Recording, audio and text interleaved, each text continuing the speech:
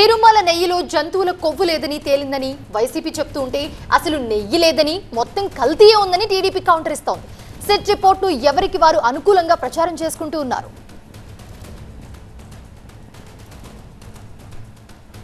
కల్తీ నెయ్యిలో animal fat లేదని సెట్ రిపోర్ట్తో తేలిందన్నారు టీటీడీ మాజీ చైర్మన్ వైవి సుబ్బారెడ్డి. కూటమి ప్రభుత్వం ప్రచారం చేసినట్లుగా జంతువుల కొవ్వు నెయ్యిలో గుర్తించలేదని తెలిపారు. భక్తుల మనోభావాలు దెబ్బతినేలా సీఎం మాట్లాడారని, సెట్ రిపోర్ట్తో చంద్రబాబు ఏం సమాధానం చెప్తారని ప్రశ్నించారు వైవి. తప్పు చేసిన వారిని స్వామివారి శిక్షిస్తారన్నారు.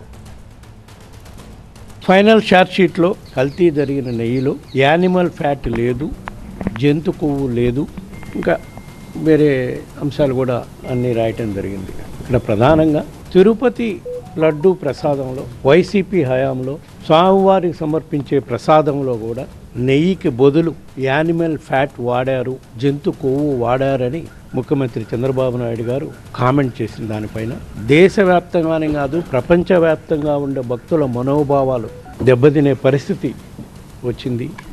నిన్న ఫైల్ చేసిన ఛార్జ్షీట్లో కూడా ఆ 4 ట్యాంకర్స్లో కూడా జంతు కొవ్వు లేదని రిపోర్ట్ వచ్చిందని ఛార్జ్షీట్లో మెన్షన్ చేశారు. మరి ఆ 4 ట్యాంకర్స్ కూడా మళ్ళా వేరే రూపాన టీటీడీకి సప్లై చేసి నెయ్యి లడ్డూల తయారీలో కూడా వాడటం జరిగింది. దీనికి ప్రభుత్వం ఏం సమాధానం చెప్తారు? ఎందుకంటే ఎంతోమంది భక్తుల మనోభావాలకు సంబంధించిన అంశం ఇది. ఆ రోజేమో ఆ విధంగా ఏదైనా కాన్ఫరెన్స్తో ప్లాన్ చేసుకొని గత ప్రభుత్వంపై దుమ్మెత్తి పోయాలి అని ఒక దురుద్దేశంతో ఆ రోజు ఆ విధంగా మాట్లాడారా? మళ్ళీ ఇప్పుడు ఏ విధంగా అయితే ఆ అడల్టెడ్ గీని మళ్ళా వాడారా? ఈ అంశాలపై కూడా స్వచ్ఛత రావాలని చెప్పి నేను ఈ సందర్భంగా కోరుకుంటున్నాను. కల్తీకి కేర్ ఆఫ్ అడ్రస్ జగన్ అంటూ కౌంటర్ ఇస్తుంది టీడీపీ. అసలు నెయ్యే లేదని సెట్ తేల్చిందన్నారు మంత్రి సవిత. పామ్ ఆయిల్తో కెమికల్స్ కలిపి నెయ్యి తయారు చేశారని, ఇది కల్తీ కాదా అని ప్రశ్నించారు. నెయ్యి కల్తీ, మద్యం కల్తీ, పాస్బుక్లు నకిలీ, వైసీపీ హయాంలో కల్తీ కానివి ఏమున్నాయన్నారు మంత్రి సవిత. తిరుపతి లడ్డులో నెయ్యే లేదని తేల్చేశారు కదండి. జంతు కొవ్వు లేదనేందుకనే ఫస్ట్ నెయ్యే లేదరు కదా. నేను అనేది పామాయిల్లో తయారు చేసి పామాయిల్తో తీసుకొచ్చి కెమికల్ కలిపి నెయ్యి అన్నారు. అక్కడ కూడా ప్రజల సొమ్ముతోనూ హిందూ మనోభావాలతోనూ ఈరోజు ఏ విధంగా దెబ్బతీశారో మనం చూసాం. పామాయిల్తో కెమికల్స్ కలిపి తయారు చేశారు అనే విషయం అందరికీ తెలిసిందే. కల్తీ జరిగింది వాస్తవమని కూడా నిర్ధారణ జరిగింది కదా. ఏది వదిలిపెట్టారు జగన్మోహన్ రెడ్డి గారు? ఏది వదలలేదు. కల్తీ మధ్య మమ్మీ జనాలు ప్రజల ప్రాణాలతో ఆడుకున్నారు, పాసుబుక్కులతో దోచుకున్నారు. ఈరోజు భూ కబ్జాలు చేశారు, ఇండస్ట్రీలు తరిమి కొట్టారు, వెంకటేశ్వర స్వామిని కూడా వదలలేదు. కల్తీ కేర్ ఆఫ్ అడ్రసే జగన్మోహన్ రెడ్డి గారు. రైట్, ఇదే అంశానికి సంబంధించి మరిన్ని అప్డేట్స్ అందించడానికి మా కరెస్పాండెంట్ ఈశ్వర్ అందుబాటులో ఉన్నారు. ఈశ్వర్, సిట్ ఏదైతే రిపోర్ట్ ఇచ్చిందో దాన్ని ఇరు పార్టీలు కూడా ఎవరికి నచ్చినట్టు వాళ్ళు అనుకూలంగా మార్చుకుని మాట్లాడుతూ ఉన్నారు. దాని గురించి అప్డేట్స్ ఏంటి?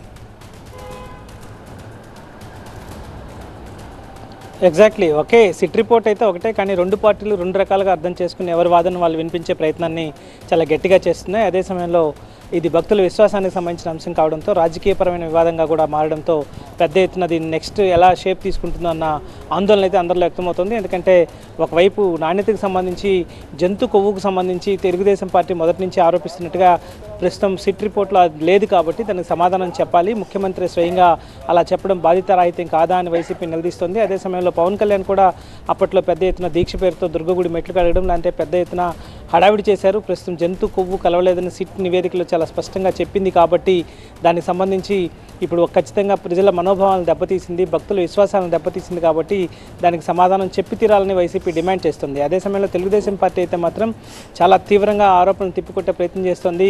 కేవలం అసలు నెయ్యే వాడలేదు, అది తిరుపతి లడ్డూ ప్రసాదం అంటే పూర్తిగా నేతితో చేయాల్సిన పదార్థం అది, కానీ అస్సలు నెయ్యి వాడకుండా కేవలం పామాయిల్కి కొన్ని కెమికల్స్ కలిపి మొత్తం కల్తీ లడ్డూని తయారు చేసి మళ్ళీ మాటలతో బుకాయించే ప్రయత్నం చేస్తోంది. ఈ విషయంలో ఎట్టి పరిస్థితుల్లో ఎవరిని వదిలిపెట్టే ప్రసక్తే లేదు. ఇంకా దీన్ని ఫర్దర్గా ప్రస్తుతం సిట్ నివేదికకు సంబంధించి ఇంకా ఆ రిపోర్ట్ పూర్తిగా రావాల్సింది. కేవలం సప్లిమెంటరీ ఛార్జ్ షీట్ని ఆధారంగా చేసుకుని ఇట్లాంటి అడ్వాంటేజ్ తీసుకునే ప్రయత్నాన్ని వైసీపీ చేస్తుంది.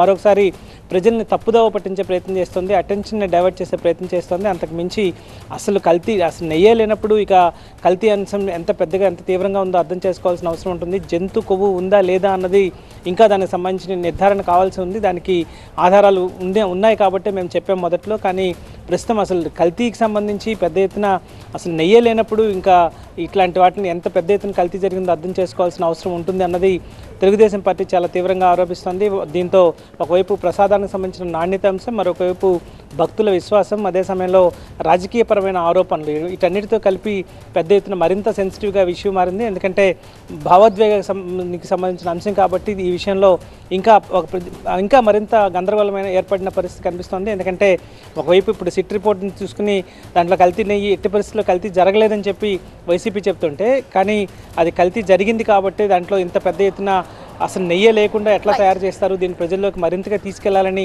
ఒకవైపు కూటమి పార్టీలు చెప్తున్నాయి. దీంతో ఆరోపణలు ప్రత్యారోపణలతో మరింత సెన్సిటివ్గా ఇష్యూ మారింది. ఇది కేవలం రాజకీయపరమైన అంశమే కాకుండా భావోద్వేగానికి సంబంధించిన అంశమే కాకుండా మతపరమైన అంశంగా కూడా మారే అవకాశం ఉండడంతో దీని పట్ల కొంత ఆందోళన అయితే ఇంకా భక్తుల్లో వ్యక్తమవుతుంది. దీనికి సంబంధించి ఈ రాజకీయ పార్టీల ఆరోపణలు ప్రత్యారోపణలు ఇంకా ఎలాంటి ముందుకు తీసుకెళ్తాయో, ఏ దిశగా వెళ్తాయో అన్న ఆందోళన అయితే తిరుపతి శ్రీవారి భక్తుల్లో కావచ్చు, లేకపోతే అందరిలో వ్యక్తమవుతున్న నేపథ్యం అయితే కనిపిస్తుంది.